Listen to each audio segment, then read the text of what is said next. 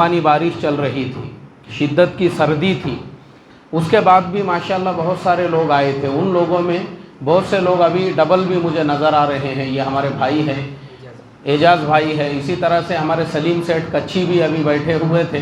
पिछली मर्तबा भी जो है, हाँ अच्छा इधर सलीम सेठ कच्छी भी माशाल्लाह पिछली मर्तबा भी शुरू से मजलिस में थे, आखिर तक थे। इस मर्तबा भी वो आए हैं ख़ास तौर पे।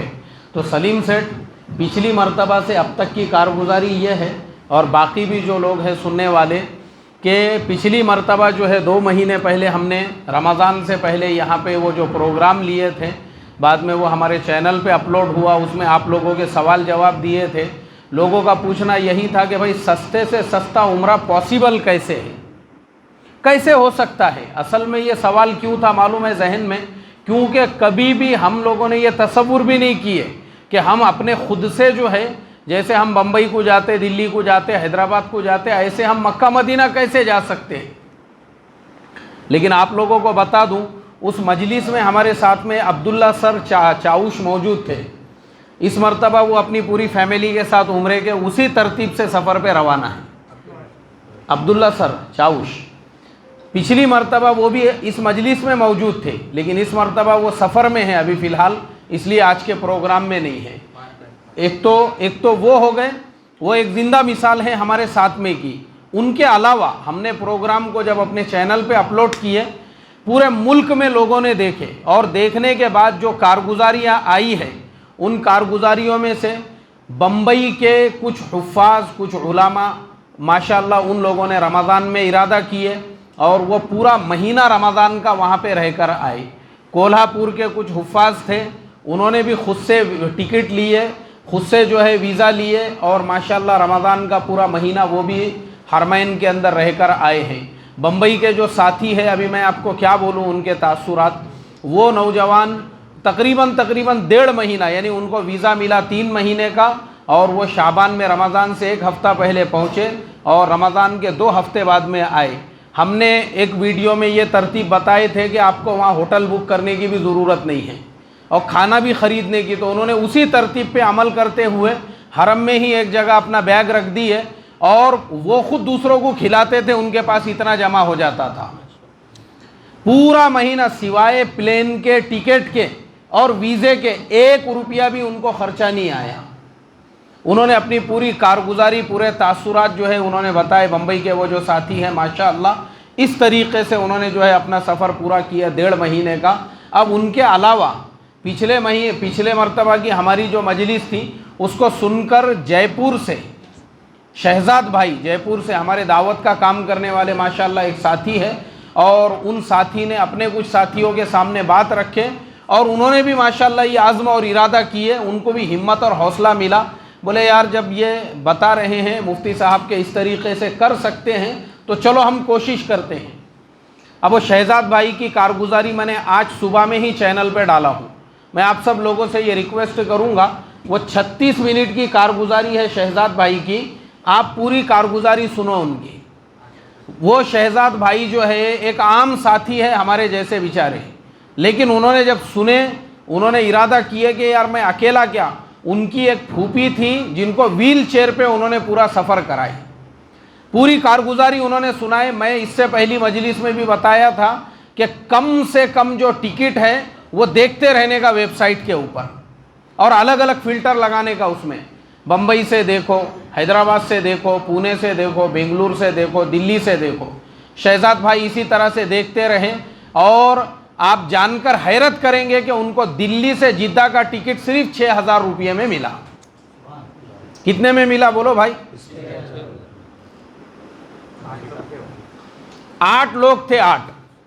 शहजाद भाई ने बोले, मैंने जैसे ही वो 6,000 में देखा, वो उन्होंने फ़ौरन इमीडिएटली उसी टाइम पे 8 लोगों का टिकट बुक कर दिए, और 8 लोगों का पहले टिकट बुक किए। बोले वीज़ा का देखेंगे बाद में, इतना सस्ते में टिकट मिल रहा है, पहले टिकट ले लो। टिकट ले लिए, और टिकट लेने के बाद में उनका अपना पहचान वाला कोई था, टूर वाला, उससे उन्होंने कहा कि भाई वीज़ा हमको जो है ना 1 दिन में चाहिए। उसने बोला ठीक है, मैं तुमको 1 दिन में वीज़ा करके दे देता हूँ, और 10 घंटों में वो 8 लोगों का वीज़ा भी आ गया अल्हम्दुलिल्लाह, और उसके अगले दिन वो लोग रवाना भी हो गए।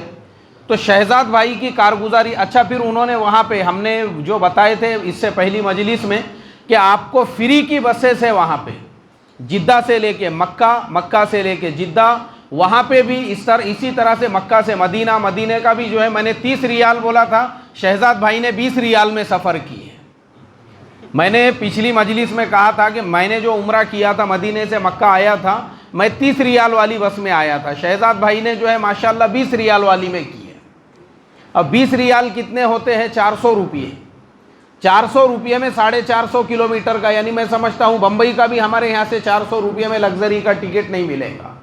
उतने में उन्होंने मक्का से मदीना चले गए और माशाल्लाह वहाँ पे जो है, और बाकी जो जितने भी फ्री की बसेस थी, फ्री की बसों में सफ़र करके ही उन्होंने अपना पूरे वहाँ पे बार बार जो है वो उम्रे करते रहे और फिर मदीना गए वहाँ। अच्छा, मक्का में भी जो थे उनको ऐसी होटल मिली मक्कतुल मुकर्रमा के अंदर कि वो जो होटल वाला था, इन्होंने उससे कहा कि भाई हम 8 लोग हैं, हमको बड़ा कमरा चाहिए और वो 8 लोगों के हिसाब से हमको जो है 15 दिन के लिए रूम दे दे।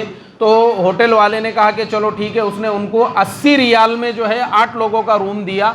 तो अब मुझे आप बताओ एक आदमी पे कितने रियाल का खर्चा आया? नहीं 10 रियाल आया ना, 8 लोग थे, वो 8 लोग थे, 8 लोगों में 10 रियाल, 10 रियाल के कितने होते अपने इंडिया के हिसाब से वो भी बता दो। 200 रुपये, 220 रुपये। मुझे बताओ जालने के बस स्टैंड के सामने जो गले सड़े हुए बदबू मारते हुए जो लॉजिंग बोर्डिंग है, उसमें मुझे खाली सिंगल पलंग दिला दो तुम 200 रुपये में।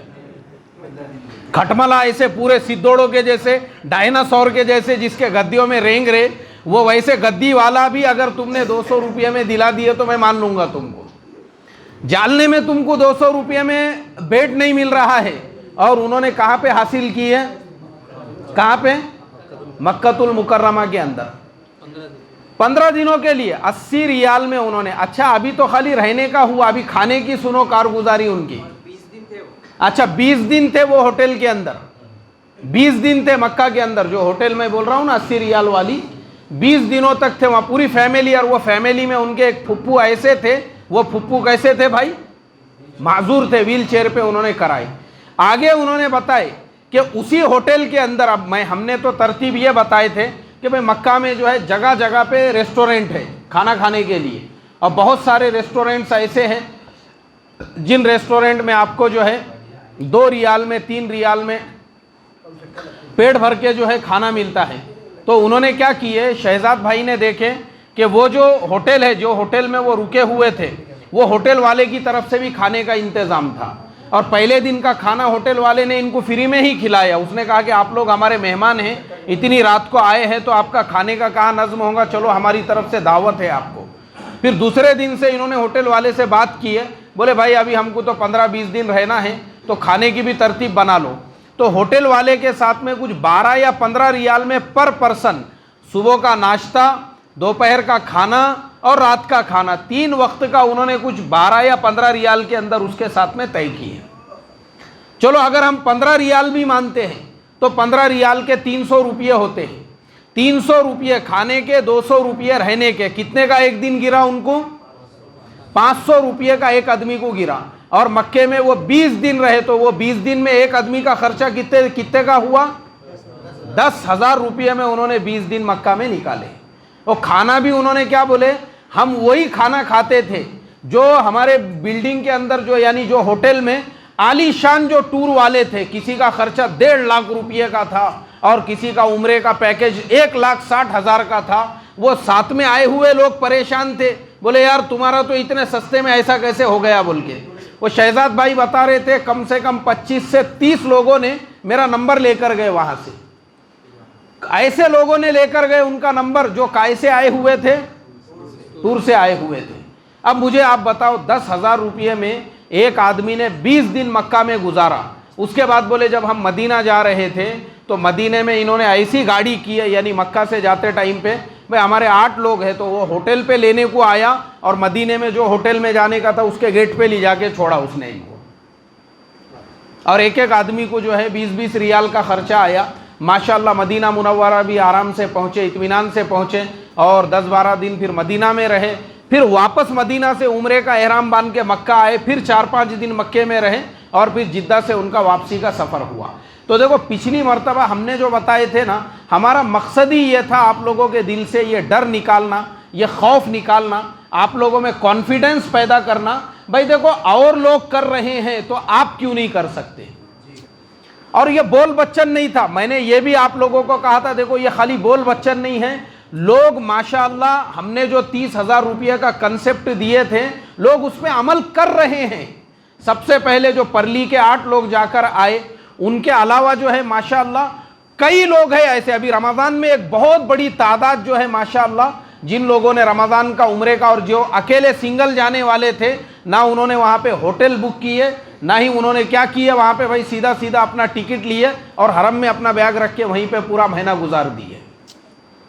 तो ये बहुत आसान है, खाली अपने हम लोगों को, क्योंकि हम लोग रहते खेड़े पाड़े देहातों के अंदर और हमारे पास सबसे बड़ा यानी सबसे बड़ा जो प्रॉब्लम है वो है मालूमात का। अभी मैंने जो शेयर मार्केट का भी शुरू किया हुआ हूँ, बहुत से लोग मेरे साथ में शेयर मार्केट के लाइन से भी जुड़े हुए हैं। हमारे मौलाना अरशद साहब नदवी है, हाफिज़ अब्दुल रहीम साहब है, मौलाना शोएब साहब वगैरह, उनके अलावा भी और भी बहुत से लोग होंगे इस मजलिस में कि मैंने खुद ब्रोकरशिप ली हुई है, मेरे पास में खुद ब्रोकरशिप है। लेकिन मैंने क्यों लिया, वो इसलिए लिया, पहले लोगों को मालूमात नहीं थी, और मालूमात नहीं होने से लोग क्या करते थे, जिसको शेयर मार्केट के लाइन की मालूमात है उसके पास पैसों का प्रपोजल लेकर जाते थे। अभी इस मजलिस में भी एक साहब मौजूद है, मैं उनका नाम नहीं बोलूँगा, वो मेरे पीछे पीछे बोले मैं तुमको 10 लाख रुपये देता हूँ, तुम ट्रेडिंग करो, आधे मुझे दो आधे तुम लो, यानी नफ़ा जो भी होगा। मगर मैंने उनको बोला भाई मैं ये धंधे नहीं करता, मैं लोगों को उनके पैरों पे खड़े करता हूँ। कहाँ पे खड़े करता हूँ भाई, मैं खुद तुमको साइकिल चलाना सिखाता हूँ, मैं खुद तुमको बिरयानी पकाना सिखाता हूँ, तुम खुद बिरयानी पकाओ, तुम खुद साइकिल चलाओ, उसके बाद में ऐसे दोनों टांगा उठा के चलाओ साइकिल, मगर हम तुमको चलाना सिखाते हैं, हमको वो धंधे नहीं आते।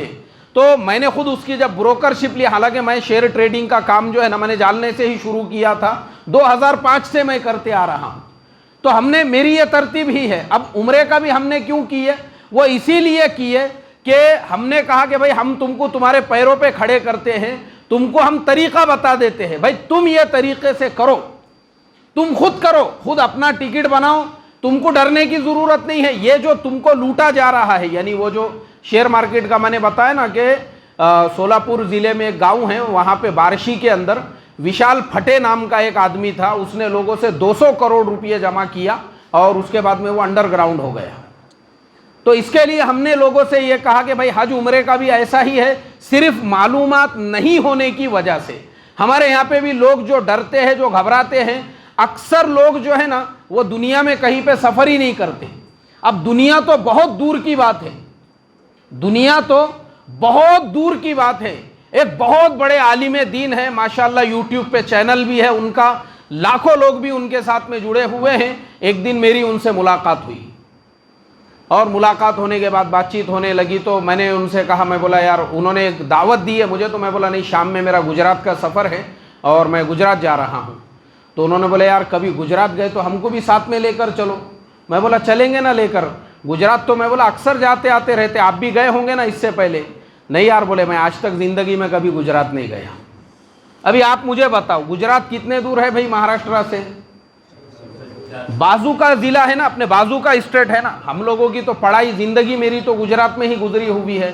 वो हमारे हाफिज़ ज़ुबैर साहब ने बचपन में ही हमको लेकर चले गए थे, पूरी पढ़ाई भी वहाँ हुई, मैंने पढ़ाया भी हूँ गुजरात के मदारिस में। तो हम तो अब अपने लिए तो ऐसा था, जालने से एक ज़माने में एक बस निकलती थी शाम में 8 बजे, वो परली से आती थी। वो ज़माने में ये लग्जरियों का सिस्टम भी इतना नहीं चलता था। तो मुझे हैरत हुई इस बात के ऊपर कि भाई एक इतना बड़ा आलिम दीन है और वो इंसान ऐसा है जो है जिसके लाखों लोग फॉलोवर्स हैं, और उसको क्या नहीं मालूम है, गुजरात नहीं मालूम है बेचारे को। हालांकि गुजरात में इतने बड़े बड़े मदारिस है, इतने बड़े बड़े अल्लाह वाले हैं, और इतना हमारा जो है गुजरात के साथ में इल्मी ताल्लुक़ है। अच्छा, वो आदमी दो छोड़ के, परसों के पिछले हफ्ते की ही बात है, एक साहब मेरे से मुलाकात करने के लिए आए, वो भी बड़ा ताजिर आदमी है, करोड़ोंपति इंसान है वो। और वो इंसान कहाँ रहता है? वो इंसान रहता है नासिक ज़िले के अंदर। अब आपको ये जानकर हैरत होगी कि वो आज तक अपनी ज़िंदगी में कभी बंबई नहीं गया। कहाँ नहीं गया वो? हाँ, बंबई नहीं गया वो। उसने खुद ने बोला मुझे सामने से, बोले मेरा कहीं निकलना वो होता नहीं, मैं पुणे को बड़े मुश्किल से आया, बोले अभी वो ज़रा थोड़ा सा आपसे काम था। मैं अब आप हैरत करेंगे बोले जान के, मैं नासिक ज़िले में रहता हूँ जो बंबई के पड़ोस में है, लेकिन मैं ज़िंदगी में कभी बंबई को नहीं गया। तो हमारा मामला ऐसा ही होता है। हम लोग जो है ना, यहाँ बैठे बैठे ही अपने चबूतरों पे बैठे बैठे चाइना में जुल्म हो रहा है, और हम जो है अपने गली में बैठे बैठे ही जो है तुर्की में ऐसा हो रहा है और वहाँ ये हो रहा है, हालांकि हम कभी अपने ज़िले से भी बाहर नहीं निकले हुए हैं। अच्छा, ये सब बात तो वो चाइना पे से फिर मुझे याद आया, पुणे के अंदर ही हमारे एक मुफ्ती साहब है और कुछ उलामा को मेरे पास में लेकर आए। उन्होंने बोले वो तुम हमेशा बोलते रहते कि चाइना में मुसलमानों पे जुल्म नहीं हो रहा है, और ये जितनी भी खबरें होती है वो सारी के सारी जो है मीडिया वाले अपनी तरफ से घड़ घड़ के बयान करते हैं। उन्होंने ऐसा मुझे बोले। मैं बोला अच्छी बात है, अपन चाइना की बात बाद में करेंगे, पहले मुझे ये बताओ कि पूना ज़िले के आजू बाजू में ज़िले कितने हैं? चलो बताओ। मैं बोला पुणे के बॉर्डर को लगकर ज़िले कितने हैं, वो ज़िलों के नाम बताओ। बोले एक अहमदनगर है और दूसरा नहीं मालूम है। बोले कौन सा है? तो वो अहमदनगर भी क्यों मालूम है? क्योंकि इधर आना जाना होता था उनका। तो मैं बोला यार तुम पुणे में रहते, सातारा एक ज़िला है, ज़िंदगी में गए क्या कभी सातारा को? नहीं, वो रोड पे कभी जाना होता ही नहीं। बोले अपना अब मैं ये सब मिसालें क्यों दे रहा हूँ आपको? फिर मैंने उनको समझाया। मैं बोला मुफ्ती साहब, मैं चाइना 2 मरतबा जाके आ चुका हूँ, मैं चाइना में रहकर आ चुका हूँ। अभी कोरोना की वजह से मेरा जाने का रुका हुआ था, नहीं तो मेरा एक 6 महीने का प्रोजेक्ट है जो मुझे चाइना में जाके रहना है। यार मैं बोला हम वहाँ जाते, वहाँ रहते, तुमको क्या मालूम है वहाँ के बारे में? अब तुम यहाँ आए, मैं बोला तुमको पुणे के पड़ोस का ज़िला नहीं मालूम है और बातें कर रहे तुम चाइना की और तुम बातें कर रहे तुर्की की। ये हमारा प्रॉब्लम क्यों है पता है? क्योंकि हम कभी बाहर निकलते ही नहीं हैं। तो हज का ये जो उम्रे का भी हमारा असली टॉपिक ये चल रहा था कि हमारे दिलों में जो घबराहट रहती ना उम्रे के बारे में और हज के बारे में, तो वो घबराहट कैसी रहती? बोले यार मैं एयरपोर्ट पे जाऊंगा तो पता नहीं मेरे को लोग वहाँ पे मैं जहाज़ में कैसे बैठूंगा। मैं जिद्दा गया तो वहाँ पता नहीं मैं जो है कोई मुझे वहाँ पे मिलेगा या नहीं मिलेगा। जिद्दा से मैं मक्का कैसे जाऊंगा? यानी आदमी को ऐसा लगता, उसने फिल्मों वगैरह में देखे हुआ रहता, पुराने ज़माने में लोग ऊँटों पे जिद्दा से जो है मक्का तक जा रहे हैं, उसको लगता शायद ये ज़माने में भी 2-4 ऊँट करना पड़ते, क्या मालूम मक्के तक जाने को। मेंटलिटी हमारी ऐसी है। हालांकि दुनिया का सबसे जो बिजी एयरपोर्ट है वो जिद्दा का एयरपोर्ट है। दुनिया में सबसे ज़्यादा प्लेन जो एयरपोर्ट पे आते वो जिद्दा के एयरपोर्ट पे। अभी वो शहजाद भाई ने बोले हम फ्री की बस ढूंढ रहे थे जिद्दा एयरपोर्ट पे, तो अरब 3 नौजवान आए हमारे पास, जो अरब नौजवान हैं वो आए उनके पास। उन्होंने बोले भाई कहाँ, आपकी परेशान क्यों ढूंढ रहे हो? बोले हम फ्री की बस।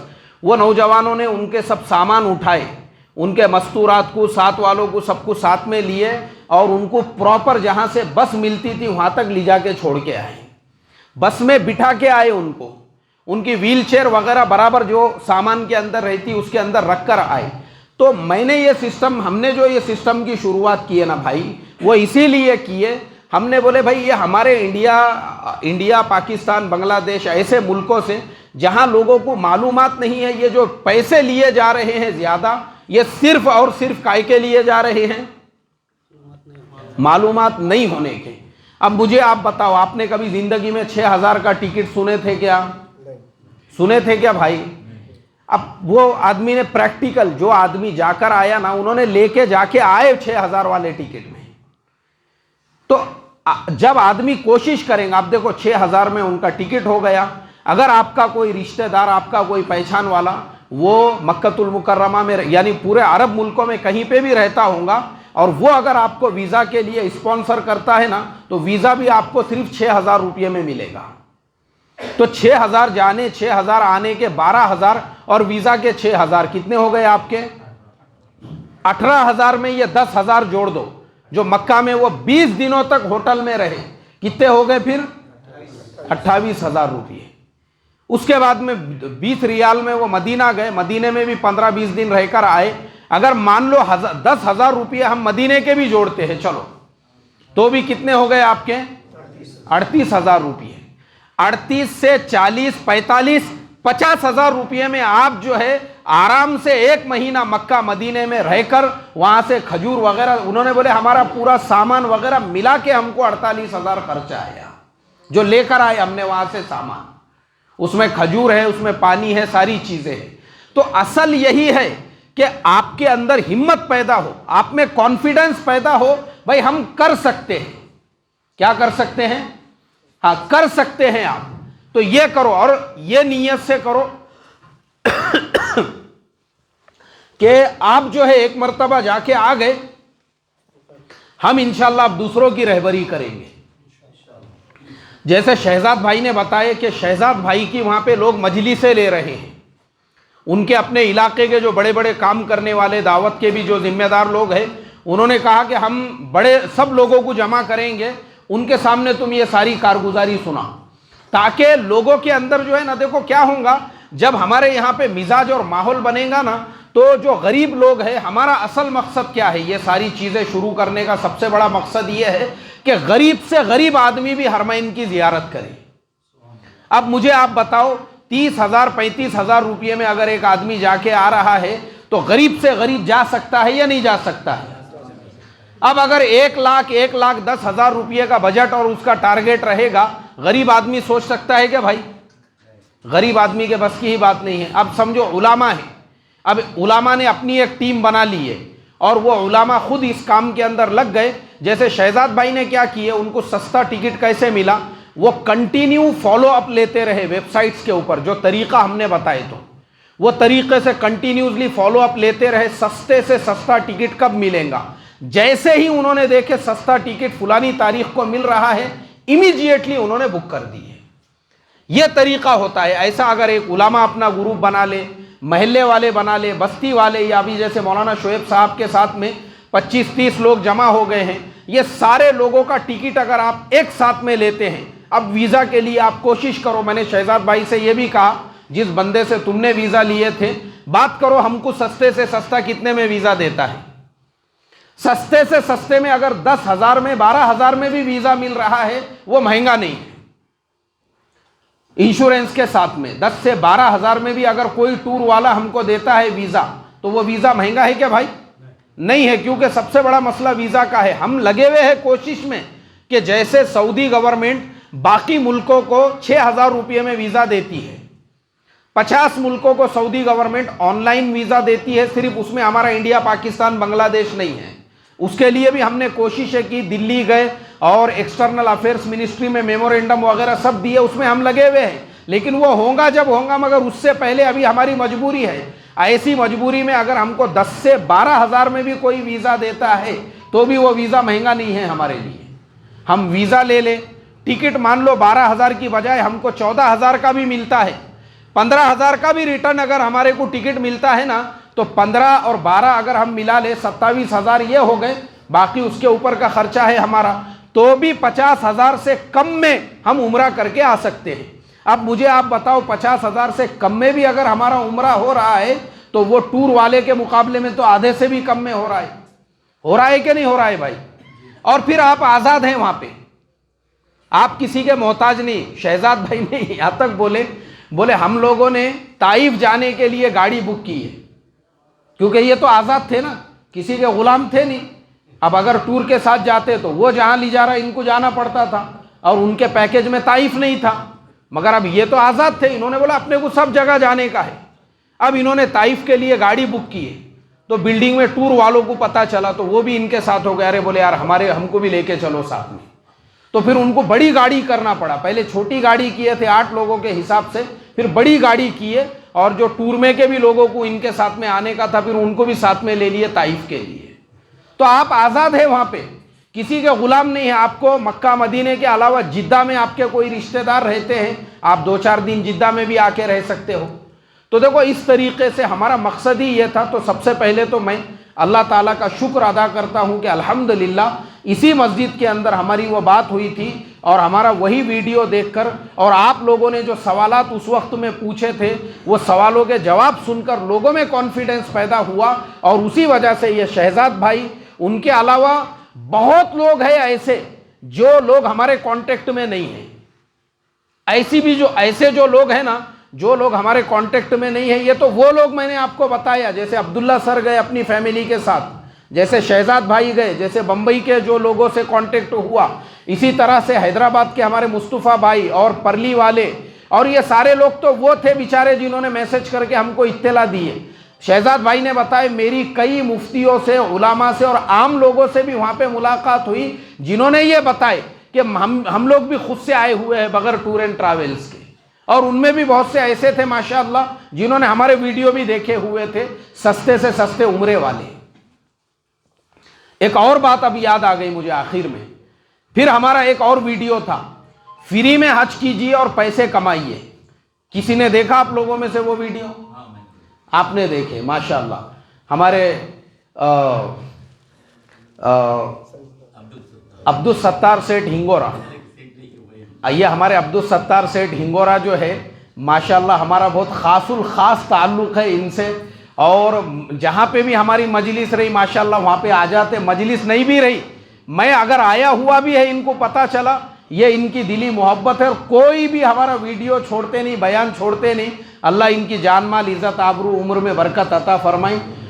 आप लोगों में से भी किसी ने देखे होंगे हमारा जो हमने उम्रे के सारे वीडियो डाले हुए हैं, उसमें वो 8 नंबर का वीडियो है, और वह है खिदमत के बारे में कि आप जो है खिदमत के लिए कैसे जा सकते हैं, मक्का कैसे जा सकते हैं, मदीना कैसे जा सकते हैं और पैसे भी कमा सकते हैं। अब आप लोगों को हैरत होगी, औरंगाबाद का हमारा एक साथी, कहाँ का साथी भाई?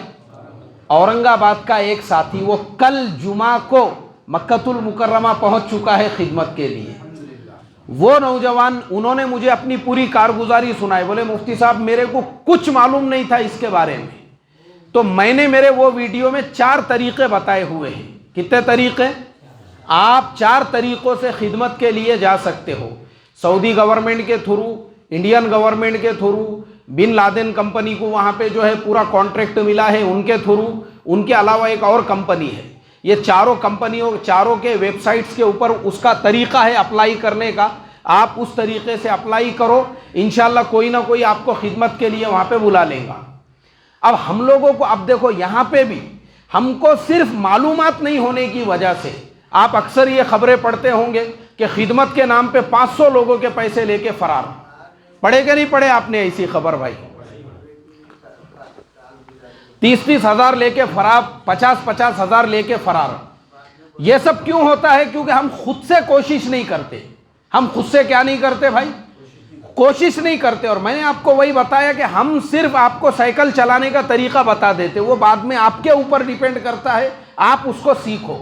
अब वो जो औरंगाबाद का साथी है माशाअल्लाह, उसने समझा उस वीडियो को, उसने वो चारों जगह पे अप्लाई किया, तो जो हमारी इंडियन हज कमेटी थी उसमें उसका रिजेक्ट हो गया, बाकी 2 कंपनियों का रिप्लाई नहीं आया, लेकिन सऊदी गवर्नमेंट की जो वेबसाइट थी उन्होंने उसको रिप्लाई दी है, और उन्होंने कहा उसको दिल्ली को बुलाए। उन्होंने, वो बंदा दिल्ली गया, कहाँ से?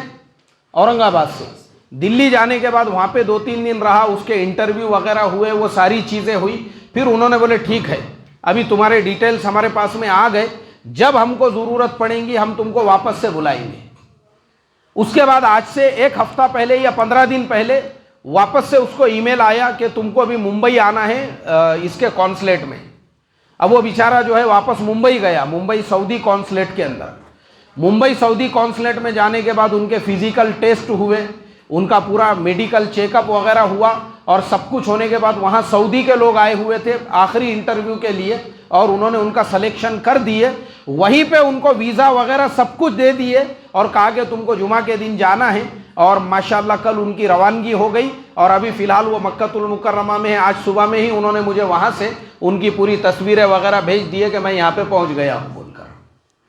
तो ऐसा जो है ना, देखो जो लोग सीरियसनेस के साथ में इस चीज़ को अपने दिल पे लेके कर रहे हैं माशाल्लाह वो कामयाब भी हो रहे हैं। तो इसके लिए आखिर में मैं यही बोलना चाहूँगा, अभी आपके सवालों के जवाबों का भी सिलसिला हम शुरू करेंगे, लेकिन अभी मौलाना आ गए हैं मुफ्ती साहब, तो उनकी बात होने के बाद में, तो तब तक आप अपने जहनों में सवाल रखो, आपको क्या बात हमारे से पूछना है। तो आपके जो सवाल जवाब रहेंगे माशाल्लाह, अभी हमारे हाफिज़ अब्दुल रहीम साहब रिकॉर्ड भी कर रहे हैं, वो रिकॉर्ड भी होंगे और वो भी हमारे चैनल के ऊपर आएंगे। तो वो आएंगे तो आपको भी फ़ायदा होगा, आप बाद में देख सकते हैं। और बाकी लोगों के लिए भी फ़ायदा होगा इंशाअल्लाह। तो इसके लिए अभी मैं अपनी बात को यहीं पे ख़त्म करता हूँ, इस बात के साथ में कि हिम्मत नहीं हारना है, हौसला नहीं हारना है और अपने आप को कम नहीं समझना है कि मैं नहीं कर सकता हूँ, बल्कि अपने दिल में ये आज़्म, ये इरादा करो इंशाअल्लाह अल्लाह का फजल होगा तो मैं ज़रूर करूँगा। बोलो इंशाअल्लाह।